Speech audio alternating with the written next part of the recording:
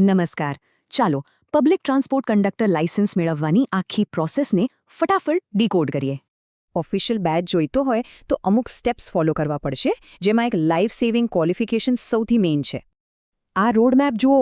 સરકારી પ્રોસેસ હવે એકદમ સિમ્પલ ચેકલિસ્ટ બની ગઈ છે. બસ આટલું જ ફોલો કરવાનું છે. અને હા, આ કોઈ સામાન્ય નિયમ નથી. ભાડું ઉઘરાવવા માટે લાયસન્સ હોવું એક કડક રાષ્ટ્રીય કાયદો છે. સૌથી મોટો પાયો છે first aid certificate.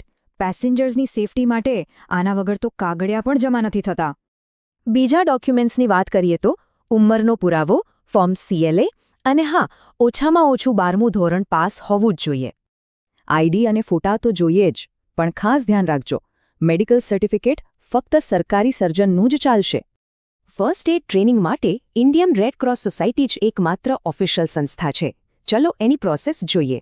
Training programme માટે ફક્ત 1500 રૂપિયાની વન ટાઈમ રજિસ્ટ્રેશન ફી ભરવાની રહે છે. એકદમ વ્યાજબી, ખરું ને? પોર્ટલ પર રજિસ્ટ્રેશન કરવું બહુ ઇઝી છે. ઓનલાઈન જઈને એકાઉન્ટ બનાવો, લોગિન કરો અને ફટાફટ બેચ સિલેક્ટ કરી લો. 8 દિવસની ફિઝિકલ ટ્રેનિંગ પૂરી થાય એટલે થિયરી અને પ્રેક્ટિકલ બંને એક્ઝામ્સ પાસ કરવી ફરજિયાત છે.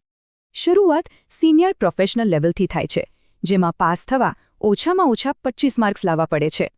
બસ ફર્સ્ટ એડ અને બાકીના બધા ડોક્યુમેન્ટ્સ રેડી થઈ જાય એટલે હવે વારો આવે છે ફાઇનલ સબમિશનનો. એપ્લિકેશન આપવા માટે 2 ઓપ્શન છે. સીધા જ RTO જઈને ઓફલાઈન આપો અથવા સારથી પોર્ટલ પર ઓનલાઈન સબમિટ કરો. છેલ્લે એકદમ નજીવી ફી ભરવાની હોય છે. રોજની ડ્યુટી માટે 150 રૂપિયાવાળું લેમિનેટેડ લાયસન્સ જ સૌથી બેસ્ટ રહેશે. તો આખી સિસ્ટમ હવે એકદમ ક્લિયર છે. હવે જોવાનું એ છે કે આ પબ્લિક ડ્યુટી સંભાળમાં કોણ આગળ આવશે.